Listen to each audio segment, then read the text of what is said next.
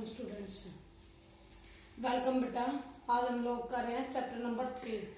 ठीक है, आज इस वक्त जो कोरोना काल चल रहा है इसमें अमेरिका के वर्चस्व को पढ़ना तुम्हारे लिए और भी ज्यादा इजी हो जाएगा, इसलिए इस चैप्टर की मैंने शुरुआत करी है।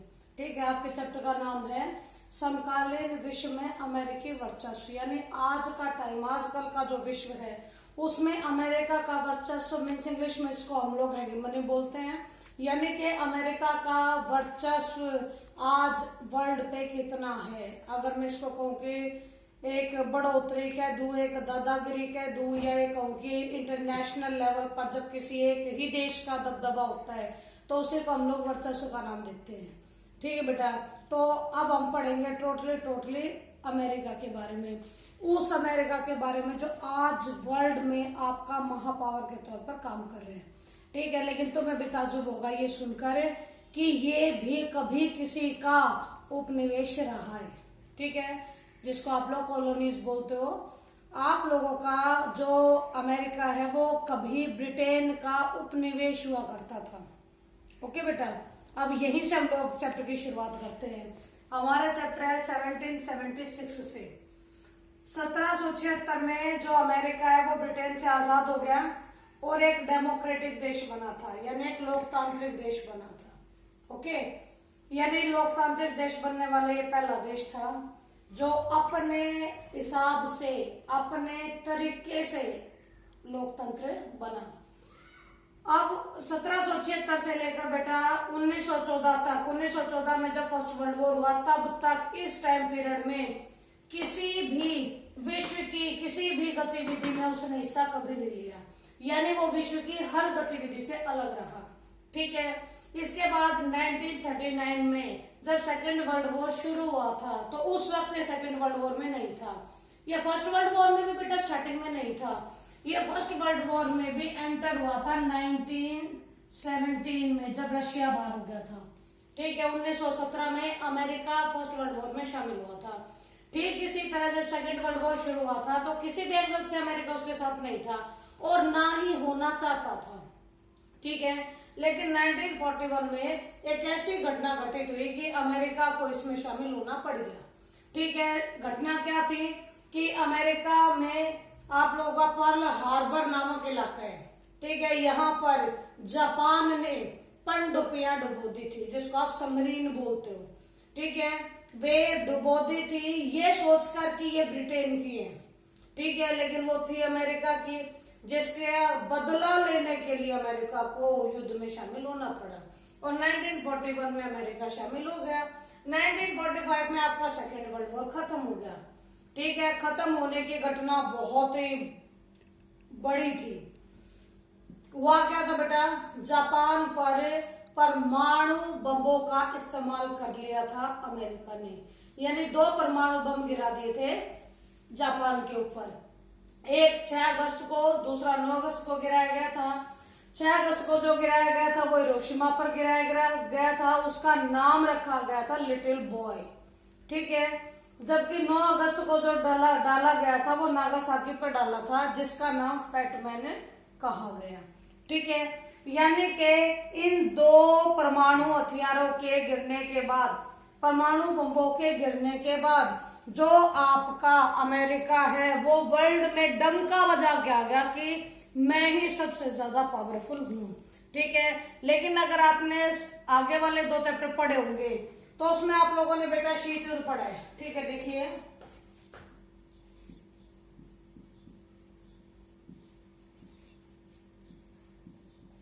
आपने पढ़ा कि शीत युद्ध 1945 से लेकर 1991 तक चला। ठीक है, तो शीत युद्ध, कोल्ड वॉर क्यों चला, क्योंकि 1945 में एक तो यूएसए था जिसने जापान पर परमाणु हथियार डालकर अपने आप को ये घोषित कर दिया था कि मैं ही ज्यादा पावरफुल हूं, लेकिन इस वक्त एक और पावर थी बेटा, उस वक्त इसको वर्ल्ड में सबसे ज्यादा पावरफुल माना जाता था। तो अब एक मैदान में 2 तलवार तो रह नहीं सकती, इसीलिए यूएसए और यूएसएसआर के बीच में कोल्ड वॉर शुरू हो गया, अपने आप को ज्यादा बेहतर दिखाने के लिए। अपने नीतियों को, अपने शासन व्यवस्था को सबसे बढ़िया बताने के लिए। और जो ये ईर्ष्या द्वेष का माहौल बना 45 से लेकर 1991 तक, जो ये ईर्ष्या द्वेष का माहौल बना, इसी को हम लोग शीत युद्ध या कोल्ड वॉर का नाम देते हैं। ठीक है बेटा। अब इसके बाद है कि हमारा जो चैप्टर है, हमारा चैप्टर अब आप लोगों के शीत युद्ध की समाप्ति के बाद है। 1991 में शीत युद्ध आप लोगों का समाप्त हो गया था। समाप्त क्यों हो गया था? क्योंकि जो यूएसएसआर था आपका, ये विघटित हो गया था, खत्म हो गया था। इसके जो 15 गणराज्य थे वो सब अलग अलग हो गए थे। ठीक है बेटा। तो 1991 से एक ध्रुवीय विश्व की जो शुरुआत हुई थी, वहां से अमेरिका का वर्चस्व, जो अभी तक हम थोड़ा दबा पड़ रहे थे, क्योंकि 45 से ये डंका बजा चुका था कि मैं पावरफुल हूँ। इसका वर्चस्व तो 45 से ही आका जाता है। ठीक है। लेकिन इसका जो असली रंग है वो आप लोगों के 1991 के बाद देखने को मिला। ठीक है। अब 1991 के में देखने के लिए मिला, उसके लिए शुरुआत हुई भाई तुम्हारी 1990 से। ठीक है। 1990 में जो आप लोगों का इराक है,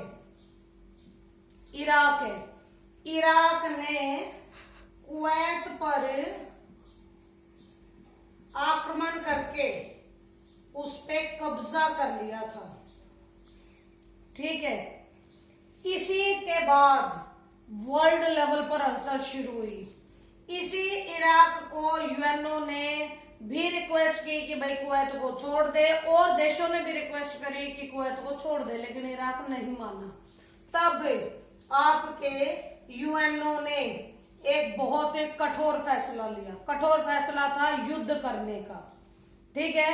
कठोर फैसला था युद्ध करने का कि युद्ध कर दो इराक के ऊपर सभी मिलकर, जिससे इराक आसानी से कुवैत को आजाद कर दे। ठीक है। इसे इराक ने भी बहुत सॉलिड तरीके से लिया, उसने भी हवा में बात नहीं उड़ाई।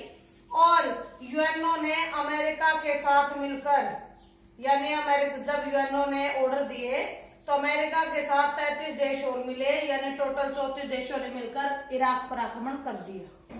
ठीक है। यूएनओ ने इस युद्ध को प्रथम खाड़ी युद्ध के नाम से दुनिया को बताया कि ये प्रथम खाड़ी युद्ध है बेटा, खाड़ी के देशों में हुआ था ये, इसीलिए इसको प्रथम खाड़ी युद्ध कहा गया है। ठीक है। 34 देशों ने मिलकर इराक पर आक्रमण किया। 34 देशों ने मिलकर जब इराक पर आक्रमण किया तो इसमें तकरीबन 6,60,000 सैनिक काम कर रहे थे। ठीक है।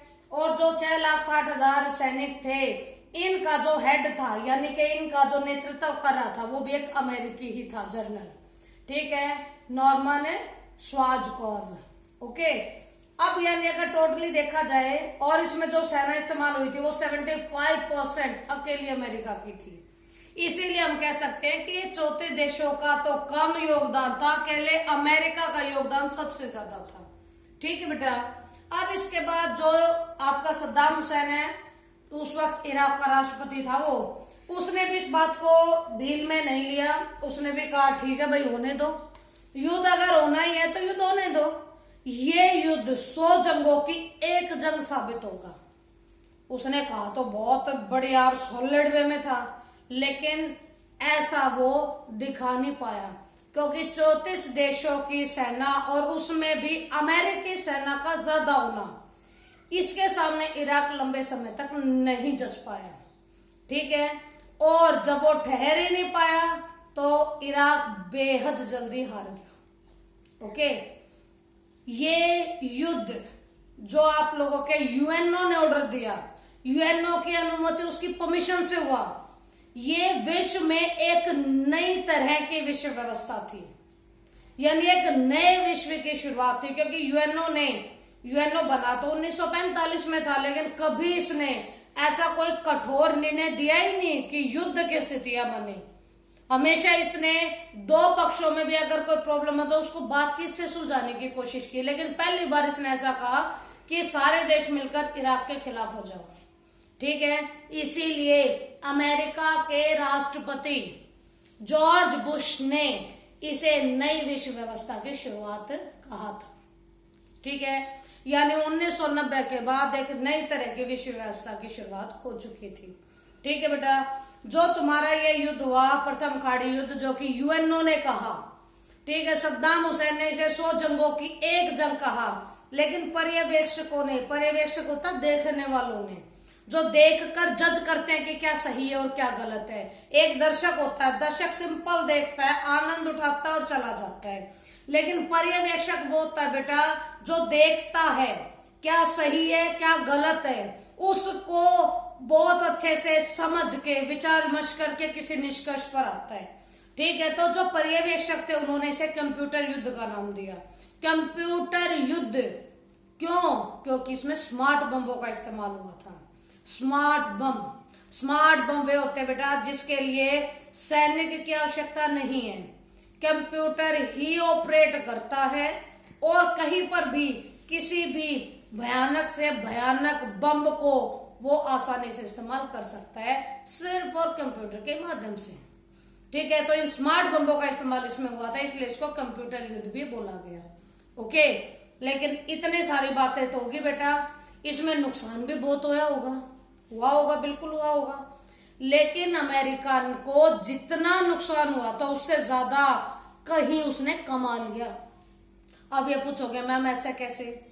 क्योंकि बेटा इसने इस गेम का वीडियो गेम वार बना दिया और विभिन्न देशों को बेच दिया, जिसमें जर्मनी, जापान, सऊदी अरब जैसे देशों ने इसे बहुत बड़े लेवल पर खरीदा। ठीक है, जिसके कारण इसने जितना खर्चा किया था उससे ज्यादा इसने कमा लिया। ओके, अब नेक्स्ट वीडियो में बेटा मैं आप लोगों को इससे आगे की स्टोरी बताऊंगी। Okay, thank you.